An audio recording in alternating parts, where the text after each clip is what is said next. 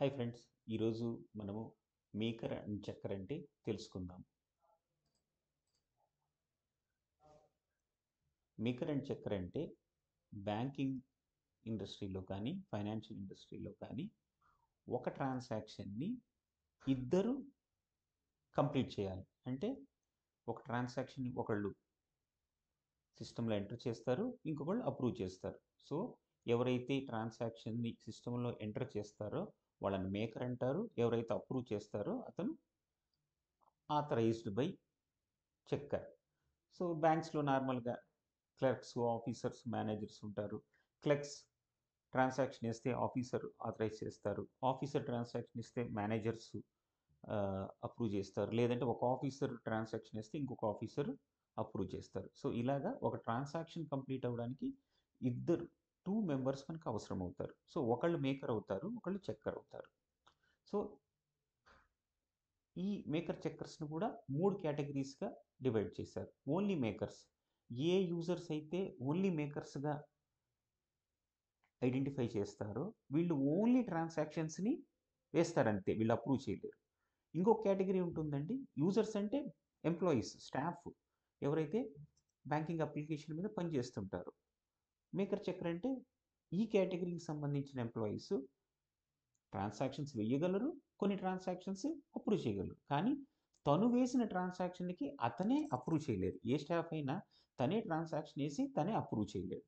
Only checkers అంటే ఈ కేటగిరీకి సంబంధించిన ఎంప్లాయీస్ ఓన్లీ అప్రూవ్ చేయగలరు, వీళ్ళు ట్రాన్సాక్షన్స్ వేయలేరు. నార్మల్గా ఇలాంటి ఎంప్లాయీస్ ఎక్కడ ఉంటారంటే రీజనల్ ఆఫీస్లో, హెడ్ ఆఫీస్లో, కార్పొరేట్ ఆఫీస్లో ఉంటారు. నేను ఇక్కడ ఒక ఎగ్జాంపుల్ ఇచ్చాను. సో యూజర్ 1 అంటే ప్రతి ఎంప్లాయీకి ఒక యూజర్ ఐడి ఉంటుంది. నేను యూజర్ 1 అతను క్లర్క్, ఓన్లీ మేకర్. యూజర్ 2 అంటే ఎంప్లాయీ ఐడి 2 అనుకుందాం, cashier, is also only maker. User 3 officer, ఈయన మేకర్ అండ్ చెక్కర్ కూడా. యూజర్ 4 మేనేజరు, ఈయన ఓన్లీ చెక్కర్, ఈయన ఓన్లీ అప్రూవ్ చేయగలరు ట్రాన్సాక్షన్. ఇప్పుడు చూడండి, ఒక క్యాష్ డిపాజిట్ వేసాను. మేకర్ యూజర్ 1, చెక్కర్ యూజర్ 3. ట్రూ, ఎందుకంటే 1 మేకర్, 3 చెక్కర్. ఇంకో క్యాష్ డిపాజిట్ యూజర్ 3 ఇన్వాలిడ్, ఎందుకంటే యూజర్ 3 మేకరు, అప్రూవ్ కూడా అతనే ఉన్నారు, అవ్వదు, అది అలా అవ్వదు. ఎందుకంటే ఒకే ట్రాన్సాక్షన్ని ఒకళ్ళే మేకరు ఒకళ్ళే చెక్కరు ఉండలేరు.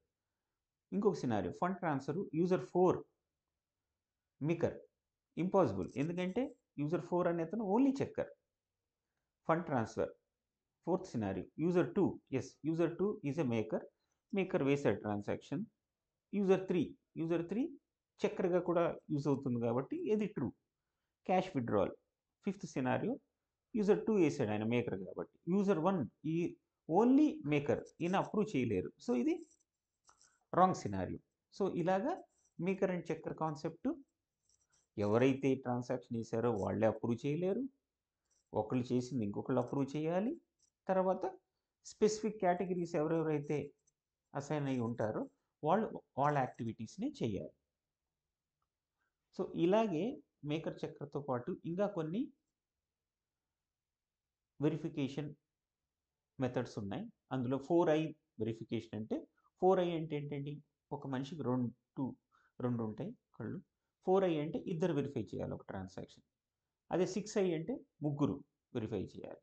8i అంటే 4 మెంబర్స్ ఈ ట్రాన్సాక్షన్ని కంప్లీట్ చేయడానికి వాళ్ళ యూజర్ అండ్ పాస్వర్డ్ యూజ్ చేయాలి, ఆథెంటికేషన్ చేయాలి. సో ఇదేనండి maker and checker concept. Thank you friends. మీరు కనుక నా వీడియో నచ్చితే లైక్ చేయండి, షేర్ చేయండి, మీ ఫ్రెండ్కి రిఫర్ చేయండి.